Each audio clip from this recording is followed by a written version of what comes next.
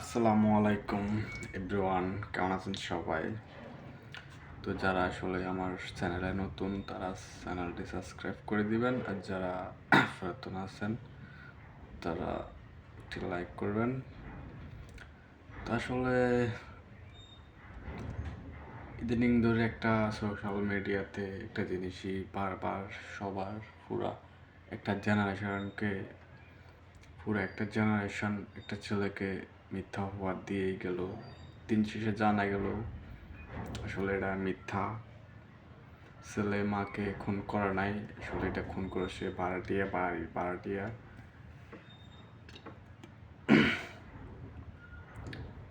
আমারও কেমন জানি একটা অবিশ্বাস্য ছিল প্রথম থেকে। আমি আসলে এটা নিয়ে কোনো স্ট্যাটাস দিই নাই, কারণ এটা যদি সঠিক তদন্ত করে আমার মনে হয় না যে একটা ছেলে তার মাকে কখনো খুন করতে পারে না। এটা আমি কখনো বিশ্বাসই করব না, আসলে বিশ্বাস করিই নাই। বিশ্বাস করার মতো এটা কাজ না, কারণ আমি জানি আমি আমার মাকে কতটা ভালোবাসি। আমি না, পুরা পুরো একটা ছেলেরাই বলতে গেলে মাকে অনেক ভালোবাসে। মা আসলে ছেলেদের একটা তো পুরো একটা জেনারেশন একটা ছেলেকে ভুল বুঝেই গেল। ধন্যবাদ আসলে যমুনা টেলিভিশনকে, তারা সঠিক তদন্ত বের করে আনার জন্য। তা আসলে ভাই সাদ ভাই, আপনি আমাদের সবাইকে আসলে মাফ করে দিবেন। আমরা আসলে ভুল করছি। আপনাকে মিথ্যা একটা ইয়েতে ফাঁসার জন্য একটা ছেলের এমন পরিস্থিতি গেছে যে তার মায়ের মৃত্যুতে তো কান্না করতে পারে নাই, উল্টা জেল খাটতে হয়েছে তার মিথ্যা অপবাদে। এমন একটা পরিস্থিতি আসলে ছেলেটাকে দেখলে খুবই আসলে মায়া লাগে। একটা মাদ্রাসা পড়ুয়া ছেলে, খুব চেহারার মধ্যে একটা নুরানি ভাব, কি সুন্দর মাশাআল্লাহ। সব মিলে আসলে কি আর বলবো,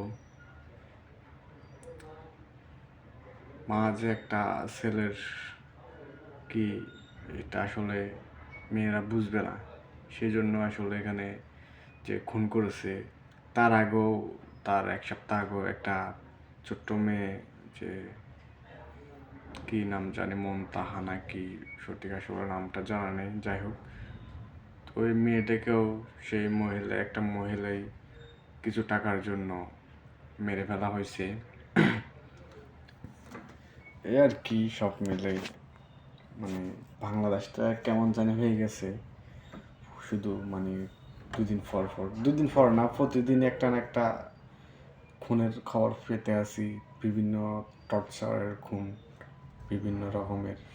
বাংলাদেশটা এমন একটা পরিস্থিতির মধ্যে যে যাচ্ছে, সঠিক কোনো বিচার পাচ্ছে না। আসলে সঠিক বিচারের কারণে এমনটা ঘটে আমি মনে করি। যারা আসলে বিভিন্ন এই হত্যাকাণ্ড এগুলা অন্যায় করে, তাদেরকে যদি কঠিন শাস্তি দিত, তাহলে এই কাজ করার কেউ সাহস পেত না। আসলে এটার কোনো সঠিক বিচার হয় না বাংলাদেশে, এটা সঠিক কোনো বিচারই হচ্ছে না। কোনো একটা অন্যায়ের কোনো সঠিক বিচারই হচ্ছে না। সেই জন্য আসলে একটার পর একটা অঘটন ঘটেই যাচ্ছে, এটা যা বলার বাইরে। যাই হোক, এটা নিয়ে আসলে আলোচনা করার জন্য আজকে ভিডিওটা।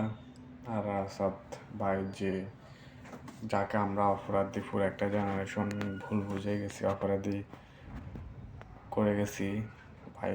দিন শেষে আসলে ভুল হইতে পারে, ঠিক আছে ভাই, তুমি আমাদেরকে মাফ করে দিও, যারা আমরা আসলে তোমাকে নিয়ে সমালোচনা করছি, তোমাকে মিথ্যা অপবাদ দিছি।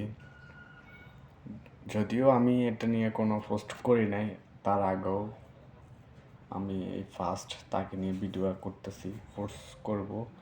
কিন্তু এর আগে আমি ওকে নিয়ে, কারণ আমার মাথার মধ্যে কি একটা কাজ করতেছে, শুধু ভাবতেছি, চিন্তা করতেছি এগুলো নিয়ে, যে কখনোই হয় না এরকম।